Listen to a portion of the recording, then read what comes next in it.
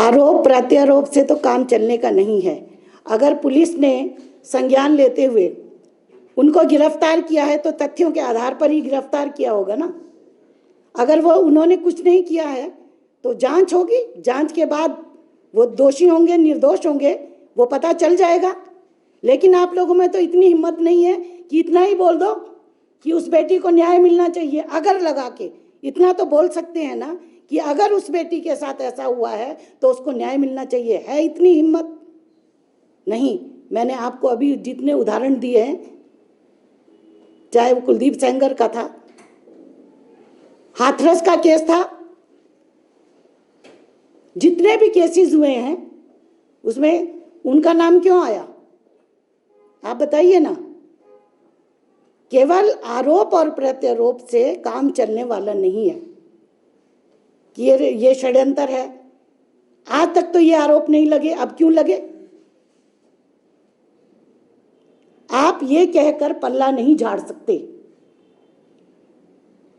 हमने हमेशा, मैं महिला कांग्रेस की बात करती हूं, जब भी महिलाओं पर अत्याचार हुआ, चाहे वो कोई भी हो, हमने अपनी आवाज को बुलंद किया, क्योंकि बेटी सबकी एक जैसी होती है।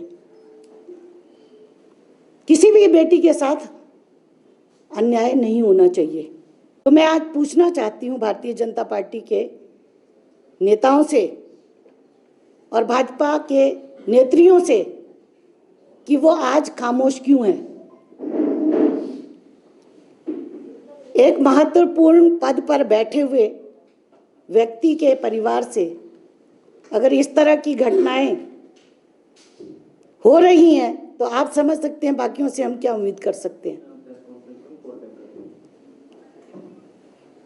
और भारतीय जनता पार्टी इसमें जो अध्यक्ष हैं उनको क्या पार्टी से हटाएंगी या उनके पद से हटाएंगे, मैं ये पूछना चाहती हूँ। और जो पीड़ित लड़की है उसके साथ महिला कांग्रेस खड़ी है उसको न्याय दिलाने के लिए, क्योंकि हमेशा से महिला कांग्रेस ने जब भी कहीं भी किसी भी लड़की के साथ, वो चाहे कोई भी हो, किसी भी जात धर्म की हो, महिला कांग्रेस हमेशा से पीड़ितों के साथ खड़ी रही है। और आज का हमारा ये प्रेस कॉन्फ्रेंस को करने का यही मकसद था कि उस बेटी को न्याय मिलना चाहिए। भाजपा का चाल चरित्र और चेहरा समय समय पर परिलक्षित होता रहा है। और मैं ये भी, मुझे और आप सभी ने देखा होगा कि एक मैं क्या गिनाऊं, आप देखिए, चाहे वो प्रज्वल था, चाहे वो और भी इतने सारे, अंकिता भंडारी का केस था, कुलदीप सेंगर का था, ये भाजपा के ही इसमें क्यों इन्वॉल्वमेंट होती है?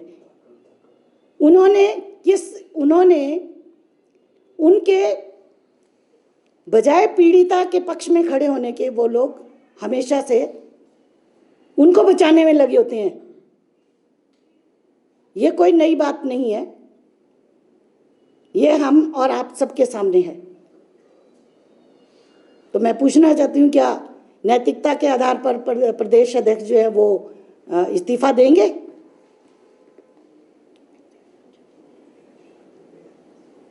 क्योंकि कथनी और करनी वो दिखाई देनी चाहिए, तभी समाज में एक संदेश जाएगा। केवल नारों से बेटी बचाओ बेटी पढ़ाओ काम चलने वाला नहीं है। अब तो एक ये, मुझे लगता है ये नारा बनाना चाहिए कि भाजपा से बेटी बचाओ।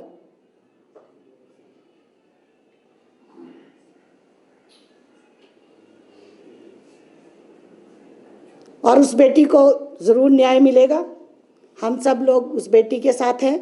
कानून ने अपना काम किया है, पुलिस विभाग ने बड़ी अच्छी तरह से अपना कार्य करते हुए उसको गिरफ्तार किया है। और अब हम उस बेटी को न्याय दिलाने के लिए हम उसके साथ हमेशा खड़े रहेंगे। और हमारा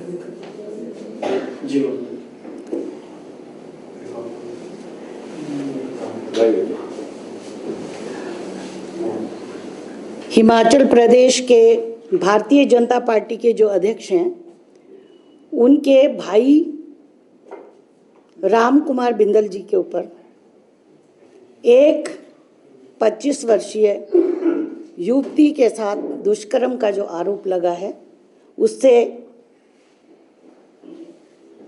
मैं कहती हूं कि पूरे प्रदेश को शर्मसार कर दिया। भारतीय जनता पार्टी जो अपने आप को महिलाओं की हितैषी साबित करने का हर बार प्रयास करती रहती है, वो उनके नारों में भी हमेशा आपको दिखाई देता है जो केवल नारे भरी है, बेटी बचाओ बेटी पढ़ाओ। लेकिन आपने देखा होगा कि हमेशा ये सिर्फ नारे ही लगाते हैं, जब असलियत में कुछ करने की बारी होती है बेटियों की सुरक्षा के लिए, तब ये कभी भी वो धरातल पर दिखाई नहीं देता है। इस घटना से सभी महिलाओं में आक्रोश है और मैं पुलिस विभाग का धन्यवाद करना चाहूँगी जिन्होंने इसमें त्वरित कार्रवाई करते हुए उनको गिरफ्तार किया।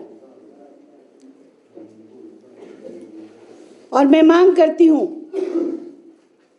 कि उस बेटी के साथ जिसके साथ ये अन्याय हुआ है उसको न्याय मिलना चाहिए। उसने हिम्मत दिखाई।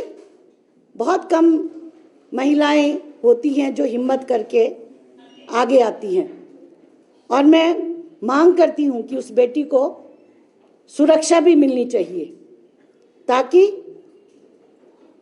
भविष्य में फिर कभी भी किसी भी बेटी के साथ इस तरह का मामला जो है पेश ना आए।